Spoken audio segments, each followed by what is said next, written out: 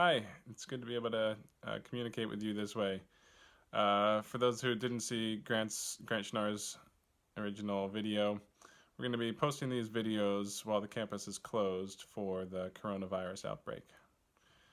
So today is Monday, March 23rd, and here in Montgomery County, the governor has ordered a stay-at-home order. And it's a scary time. It's a hard time. A lot of businesses are being forced to close down.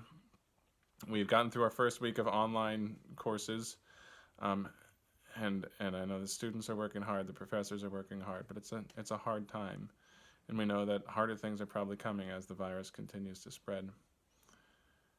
So in this time, I've been reflecting on a passage that I read recently that I think has some good insight into ways forward. So this is a passage, this version's in the Gospel of Luke. It's a healing miracle of Jesus. But as he went, the multitudes thronged him. Now a woman having a flow of blood for 12 years, who had spent all her livelihood on physicians and could not be healed by any, came from behind and touched the border of his garment. And immediately her flow of blood stopped. And Jesus said, "Who touched me?" When all denied it, Peter and those with him said, "Master, the multitudes throng and press you, and you say, 'Who touched me?'" But Jesus said, "Somebody touched me, for I perceived power going out from me." Now when the woman saw that she was not hidden, she came trembling, and falling down before him, she declared to him in the presence of all the people the reason she had touched him, and how she was healed immediately. And he said to her, "Daughter, be of good cheer.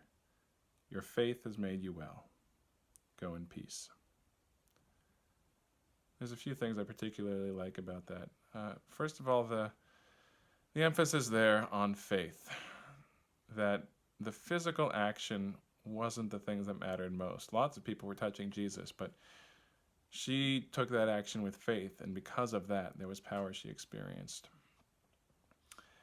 Right now, I don't know about you, but I'm spending a lot of time trying not to think too much about or getting distracted by all the news stories I see, and the anxiety about what if people I love are going to get sick. What about the people I love who don't have a job and don't know where the next paycheck is coming from? Well, how are we going to get through this? And I have those concerns, and I think it's reasonable to have fears and concerns. But it's been helpful to me to be reminded that there are bigger things to think about. To think about faith, to turn my mind to the Lord, to pray, to reflect, to think about what really matters. That the Lord is God, the Lord is good, and He is guiding all things. Remembering to step away from all that noise of what's going on in the world right now can be really helpful to raise my mind up. So having that faith. But the other thing I really like about this story is that it is not just the faith, it is the power in the sense of touch. And right now, while we have to be isolated from each other, I think it's worth acknowledging we are missing out on something really important. Physical things matter. They're not the most important thing, but they are where those spiritual things meet the real world. And so it's okay to grieve that we aren't able to physically touch and hug and spend time with the people we love. That is a real loss, and it is worth acknowledging that and grieving it. But the final thing that I take from this story is something hopeful. And that's that we can find healing.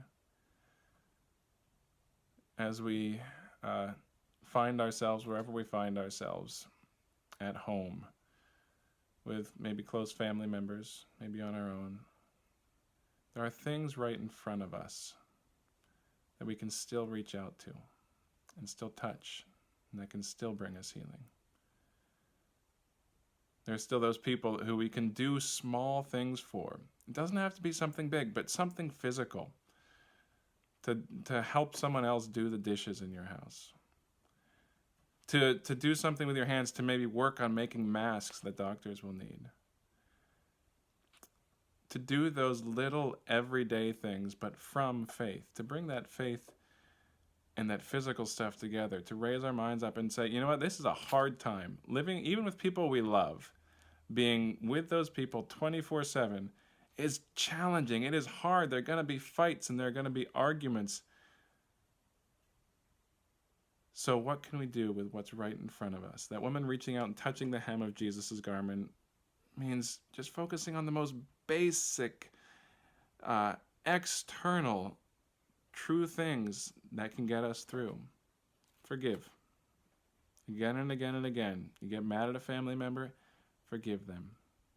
Admit your own failings. Say, I'm sorry. Ask for forgiveness. Do those little things. And when we do that, there is hope for healing. There is hope that the Lord can be present right here.